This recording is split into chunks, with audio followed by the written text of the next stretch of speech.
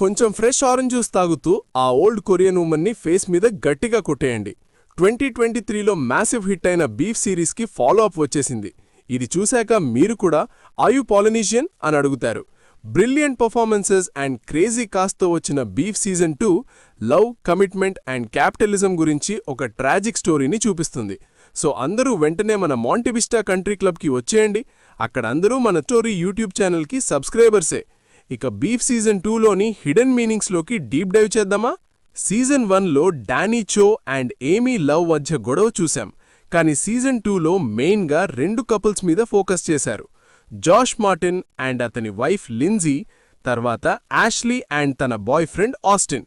Josh Montevista Point అనే ఒక exclusive country క్లబ్కి జనరల్ మేనేజర్.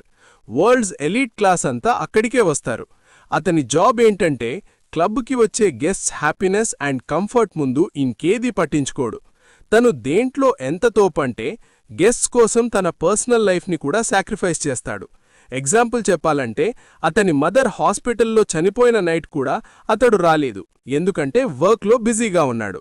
ఇంకా తన కెరియర్ మీద ఫోకస్ చేయడం కోసం తన వైఫ్ అంబిషన్స్ని కూడా ఇగ్నోర్ చేస్తూ ఉంటాడు.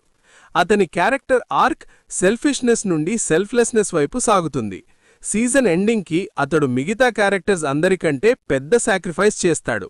ఇదే ఈ సీజన్ అసలు ఏం చెప్పాలనుకుంటుందో క్లియర్గా చూపిస్తుంది. ఒకవైపు జాష్కి తన వైఫ్ లింజీతో బీఫ్ ఉంటుంది. ఎందుకంటే తన అంబిషన్స్ని పక్కన పెట్టి తన ఆస్తిని జాష్ వాళ్ల మదర్ మెడికల్ బిల్స్ కోసం ఖర్చు పెట్టినా జాష్ పట్టించుకోడు అనే కోపం తనకుంటుంది. ఇంకోవైపు జాష్కి యాష్లీ అండ్ ఆస్టిన్తో కూడా బీఫ్ మొదలవుతుంది. స్టార్టింగ్లో యాష్లీ అండ్ ఆస్టిన్ చాలా మంచోళ్ళు, చార్మింగ్గా ఉండే యంగ్ కపుల్. వాళ్లకి ఒక మంచి ఫ్యామిలీని బిల్డ్ చేసుకోవాలనే కోరిక తప్ప వేరే ధ్యాస ఉండదు. అసలు వాళ్ళని డిస్లైక్ చేయడానికి ఏమీ ఉండదు. కానీ ఈ లోకం ఎలా పనిచేస్తుందో తెలుసుకునే కొద్దీ వాళ్లు మెల్లగా కరప్ట్ అయిపోయి ఏ రకమైన మనుషులనైతే వాళ్లు ఎప్పుడూ హేట్ చేస్తారో అలాగే వాళ్లు కూడా మారిపోతారు. ఇదంతా ఒక నైట్తో స్టార్ట్ అవుతుంది. యాష్లీ అండ్ ఆస్టిన్ జాష్ వాలెట్ని రిటర్న్ చేయడానికి వెళ్తారు.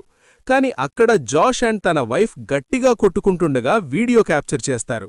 జాష్ వర్క్ కాంట్రాక్ట్ రెన్యూవల్ టైంలో ఈ వీడియో బయటకు వస్తే అతను పక్కా ఫైర్ అయిపోతాడు. సో యాష్లీ అండ్ ఆస్టిన్ వాళ్ల నేచర్కి పూర్తిగా విరుద్ధంగా ఒక పని చేస్తారు. ఎప్పుడూ అన్ని పద్ధతిగా చేసే ఈ కపుల్ ఈ సిస్టమ్ వాళ్లని తొక్కేస్తుందనే రియలైజేషన్కి వచ్చి ఈ స్టెప్ తీసుకుంటారు. మన పైన ఉన్నవాళ్లు మనల్ని బ్రతకనివ్వట్లేదు. ఈ డిస్పారిటీ అనేది మొత్తం సిస్టంలోనే ఉంది. సో వాళ్లు బేసిక్గా ఏమనుకుంటారంటే, పోనిలే ఈ సిస్టమ్ ఎప్పుడూ మనకు అన్యాయమే చేసింది, ఇప్పుడు మనమే కంట్రోల్ తీసుకొని ఈ చెత్తలోకంలో ముందుకు వెళ్లడానికి ఏం చేయాలైనా చేద్దాం. కరెక్ట్గా అప్పుడే వాళ్లు జాష్ అండ్ లింజీని బ్లాక్మెయిల్ చేయాలని ఫిక్స్ అవుతారు. యాష్లీకి క్లబ్లో ప్రమోషన్ ఇస్తే ఈ వీడియోని బయటకు రానివ్వమని ఆస్టిన్ అండ్ యాష్లీ డీల్ మాట్లాడతారు. ఇక్కడ కేవలం యాష్లీ అండ్ ఆస్టిన్ మాత్రమే ఈ లోకం మనల్ని మోసం చేస్తుంది అని అనుకోవట్లేదు. Babe, everyone is scamming everyone. ప్రతిరోజూ జాష్ చూస్తూ ఉంటాడు ఆ క్లబ్కి వచ్చే rich millionaires and billionaires loop హోల్స్ని ఎలా వాడుకుంటున్నారు, ట్యాక్సెస్ని ఎలా ఎగదోస్తున్నారు అండ్ ఇంకా రిచ్ అవ్వడానికి లాస్ని ఎలా బ్రేక్ చేస్తున్నారు. ఇక తాను కూడా తన కోసం ఏదో ఒకటి చేయాల్సిన టైం వచ్చిందని ఫిక్స్ అవుతారు. సో అతడు క్లబ్ నుండి డబ్బు కొట్టేయడం స్టార్ట్ చేస్తాడు. ఆ డబ్బు మొత్తాన్ని తన చనిపోయిన తల్లికి అండ్ అతనికి జాయింట్ అకౌంట్ ఉన్న బ్యాంక్ అకౌంట్లోకి పంపిస్తాడు. At the same time country క్లబ్కి కొత్త ఓనర్షిప్ వచ్చింది. ఆమె చైర్మన్ పార్క్, ఒక కొరియన్ బిలియనేర్. కొరియా మొత్తం జీడీపీలో ఆమె షేర్ 2% అంటే అర్థం చేసుకోండి ఆమె ఎంత రిచ్చో. ఇప్పుడు ఆమె డాక్టర్ కిమ్ అనే ఒక ఫేమస్ ప్లాస్టిక్ సర్జన్ని పెళ్లి చేసుకుంది. కానీ ఎపిసోడ్ 2 ఎండింగ్కి డాక్టర్ కిమ్ ఒక పెద్ద చిక్కులో పడతాడు. హ్యాండ్ ట్రెమర్స్ ఉన్నాయని తెలిసినా రిస్క్ చేసి సర్జరీ చేసి యాక్సిడెంట్గా ఒక పేషెంట్ని చంపేస్తాడు. ఇక చైర్మన్ పార్క్ తన హస్బెండ్ని సేవ్ చేయడానికి ఆ మ్యాటర్ మొత్తాన్ని కవరప్ చేయాలి అని ఫిక్స్ అవుతుంది. దీనికోసం వర్కర్స్కి, పోలీసులకి లంచాలివ్వడం, డాక్యుమెంట్స్ ఫార్జ్ చేయడం, అవసరమైతే మర్డర్ చేయడానికి కూడా వెనుకాడరు. చైర్మన్ చీఫ్ కౌన్సిల్ చెప్పినట్టు దీనికి మిలియన్స్ ఆఫ్ డాలర్స్ ఖర్చవుతాయి. కానీ ఇక్కడే ఒక ప్రాబ్లం వచ్చింది. యూజువల్గా ఆమె షెల్ కంపెనీస్ ద్వారా ఈ డబ్బుల్ని సెటిల్ చేసేది. కానీ ట్యాక్స్ ఇవేషన్ వల్ల ఆమె కంపెనీ ఇప్పుడు టైట్ స్క్రూటినీలో ఉంది. సో విట్నెసెస్కి డబ్బులివ్వడానికి చైర్మన్ ఏదైనా క్రియేటివ్ వే చూడాలి. కరెక్ట్గా ఇక్కడే జాష్ ఎంటర్ అవుతాడు. జాష్ చేస్తున్న ఎంబెజిలింగ్ స్కీమ్ చైర్మన్కి తెలిసిపోతుంది. ఆమె అతన్ని ఫైర్ చేయడానికి బదులుగా తన డర్టీ వర్క్ చేయడానికి అతన్ని వాడుకుంటుంది. ఫేక్ ఇన్వాయిసెస్ క్రియేట్ చేసి క్లబ్ డబ్బుతో ఈ విట్నెసెస్ అందరికీ సెటిల్ చేయమంటుంది. ఇదంతా ఆమె husband skin care and plastic surgery company ట్రూస్తో లింక్ చేసి మేనేజ్ చేస్తారు. ఆన్ పేపర్ చూస్తే అన్నీ సరిగ్గా ఉన్నట్టు లెజిట్గా కనిపిస్తాయి. సీజన్ ఫైనల్ ఎపిసోడ్కి వచ్చేసరికి మన క్యారెక్టర్స్ అందరూ కొన్ని ఘోరమైన డెసిషన్స్ తీసుకోవాల్సి వస్తుంది. Josh, Lindsay, Ashley and Austin వీళ్లందరికీ చైర్మన్ చేసిన మర్డర్ కవరప్ గురించి తెలిసిపోతుంది. ఇంకా చెప్పాలంటే ఆస్టిన్తో రొమాన్స్ మెయింటైన్ చేస్తున్న చైర్మన్ అసిస్టెంట్ యూనిస్కి యాక్సిడెంట్గా దొరికిన ఆమె ఫోన్లో దీనికి సంబంధించిన ప్రూఫ్ దొరుకుతుంది. ఆ ప్రూఫ్ని వెంటనే ఒక యూఎస్బీలోకి ఎక్కించి కొరియా వెళ్లగానే అథారిటీస్కి ఇచ్చేయాలని యూనిస్ ప్లాన్ చేస్తుంది. ఇక చైర్మన్ హస్బెండ్ డాక్టర్ కిమ్ కూడా తన వైఫ్కి అగెన్స్ట్గా తిరుగుతాడు. చుట్టూ పరిస్థితులు టైట్ అయిపోతున్నాయని అర్థం చేసుకుని తాను అండ్ తన వైఫ్ చేసిన తప్పుల్ని ఒప్పుకొని నిజాన్ని బయటకు తెచ్చి జస్టిస్ చేయాలని ఫిక్స్ అవుతాడు. అప్పుడు అతడు లవ్ అండ్ లైఫ్ గురించి ఒక గొప్ప మోనలాగ్ ఇస్తాడు. చైర్మన్తోనే తన ఫస్ట్ డేట్ అప్పుడు ఆమె ఒకటి చెప్తుంది. మీ ఫస్ట్ మ్యారేజ్లో మీరు ఒకరినొకరు ప్రేమించుకుంటారు, తర్వాత లైఫ్ ఇంకా ఇంపార్టెంట్ అయిపోతుంది. అందుకే సెకండ్ మ్యారేజ్లో ఎవరితో అయితే లైఫ్ని ప్రేమించగలమని అనిపిస్తుందో వాళ్లనే పెళ్లి చేసుకుంటాం. డాక్టర్ కిమ్ అతనికి సెకండ్ హస్బెండ్. అంటే ఆమె అతన్ని ప్రేమించడం కంటే అతనితో గడిపే లైఫ్ని ఎక్కువగా ప్రేమించి పెళ్లి చేసుకుంది అని మనకు అర్థమవుతుంది. ఇది చాలా సటిల్ కానీ చాలా ఇంపార్టెంట్ పాయింట్. కాని కిమ్ చెప్పేదాని ప్రకారం చైర్మన్కి ఒకటి అర్థం కావట్లేదు. ఆమె లైఫ్ని చూసే విధానం మొత్తం ప్రివిలేజ్తో నిండిపోయి ఉంది. ఆమె దగ్గర అన్ని లగ్జరీస్ ఉన్నాయి కాబట్టే ఆమెకి లైఫ్ ఫన్గా అనిపిస్తుంది. కానీ ఈ ప్రపంచంలో చాలామందికి అలా ఉండదు. అతడేమంటాడంటే మనీ అండ్ పవర్ లైఫ్ యొక్క ట్రూ ఫేస్ని మాస్క్ చేస్తాయి. నయానికి లైఫ్ ఎప్పుడూ చాలా చల్లగా ఘోరంగా ఉంటుంది. టైం గడిచే కొద్దీ లైఫ్ ఎప్పుడైనా సరిగ్గా తన ట్రూ ఫేస్ని చూపిస్తుంది. ఒకవేళ ఆమె ఆ ఫేస్ని చూస్తే ఏమవుతుంది? ఒకసారి క్యాప్టివిటీ నుండి ఎస్కేప్ అయ్యి చేతిలో యూఎస్బీ ఉన్న తర్వాత ఆస్టిన్ మళ్లీ యూనిస్ని కలిసి చైర్వుమన్ని తొక్కేస్తాడేమో అని మనం అనుకుంటాం. కానీ అతడరా చెయ్యడు. ఇక్కడే ఒక షాకింగ్ ట్విస్ట్ వస్తుంది. యూనిస్ ఐ లవ్ యూ అని చెప్పగానే ఆస్టిన్ ఫేస్లో ఉన్న ఆనందం ఒక్కసారిగా పోయి ఏదో రియలైజేషన్లోకి వెళ్తాడు. వెంటనే క్యాబ్ని వెనక్కి తిప్పి వెళ్లి ఆ యూఎస్బీని చైర్వుమన్ చేతిలో పెట్టేస్తాడు. ఈ డిసిజన్ ఈ షో లవ్ని పర్సీవ్ చేసే రెండు వేరువేరు దారులని క్లియర్గా చూపిస్తుంది. ఒకవైపు సెల్ఫ్లెస్ లవ్, మన గురించి మనం ఆలోచించకుండా పక్కనోళ్ల కోసం నిలబడ్డం.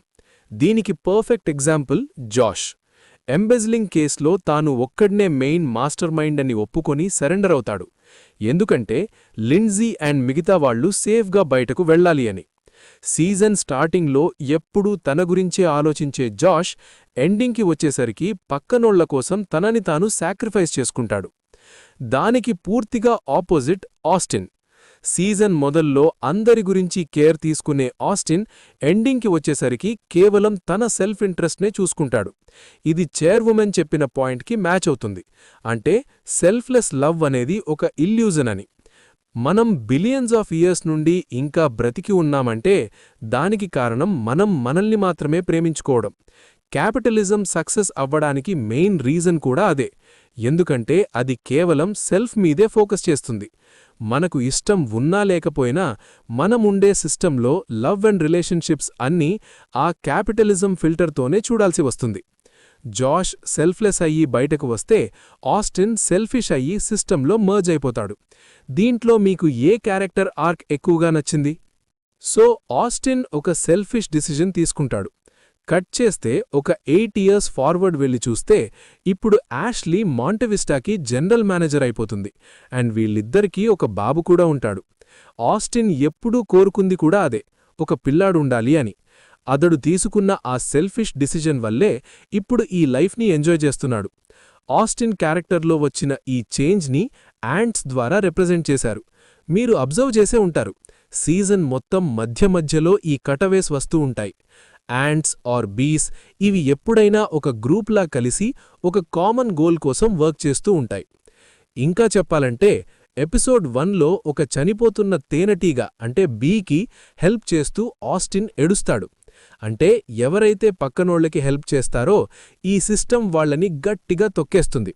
మొదట్లో అందరి గురించి ఆలోచించిన ఆస్టిన్ లాస్ట్కి తన గురించి మాత్రమే చూసుకునే విధంగా ఎలా మారాడో చెప్పడానికి ఇది ఒక సింబల్. ఇక లిండ్జీ విషయానికి వస్తే ఆమె జాష్ నుండి మూవ్ ఆన్ అయిపోతుంది. ఆమె ఎప్పట్నుండో కోరుకుంటున్న ఆ కూతురు ఇప్పుడు ఆమె దగ్గర ఉంటుంది. జాష్ నుండి దూరంగా వెళ్లిన తర్వాతే ఆమె అంబిషన్స్కి ఉన్న బ్రేక్ పోయింది అని మనకర్థమవుతుంది. జాష్ కూడా ఇదే రియలైజ్ అవుతాడు. లాస్ట్లో ఆమె ఎక్కడ ఉంటుందో మీకు తెలియాలా అని ఎవరైనా అడిగితే ఐఎమ్ గుడ్ అంటే అవసరం లేదు అని చెప్తాడు. ఓవరాల్గా బీఫ్ సీజన్ 2 మనిషి సెల్ఫిష్గా మారితే తప్ప ఈ లోకంలో ముందుకు వెళ్లలేడు అనే ఒక బిట్టర్ ట్రూత్ని చూపించింది. మన క్యారెక్టర్స్ అవుట్కమ్స్ చూస్తుంటే మనముండే ఈ ప్రపంచం ఎంత దారుణంగా ఉందో అర్థమవుతుంది. ఆస్టిన్, చైర్వుమెన్ అండ్ యాష్లీ లాంటి తప్పులు చేసేవాళ్లకి రివార్డ్స్ దొరుకుతున్నాయి, కానీ జాష్ లాంటి మంచివాళ్లు మాత్రం పనిష్మెంట్ అనుభవిస్తున్నారు. మనం క్రియేట్ చేసుకున్న సిస్టమ్ ఇదే, కానీ దీనికి ఒక ప్రైస్ పే చేయాలి. అదే రిగ్రెట్, పశ్చాత్తాపం. చైర్వుమన్కి కూడా ఈ విషయం తన లైఫ్ ఎండింగ్కి వచ్చాక తన ట్రూ లవ్ చనిపోయిన తర్వాతే రియలైజ్ అవుతుంది. సరే, బీఫ్ సీజన్ 2 గురించి మీరేమనుకుంటున్నారు? సీజన్ 1 రేంజ్ హైప్ని ఇది రీచ్ అయిందంటారా? మీ థాట్స్ అండ్ థియరీస్ని కింద కామెంట్స్లో మాకు చెప్పండి. Thanks for watching. Like and subscribe చేయడం మర్చిపోకండి.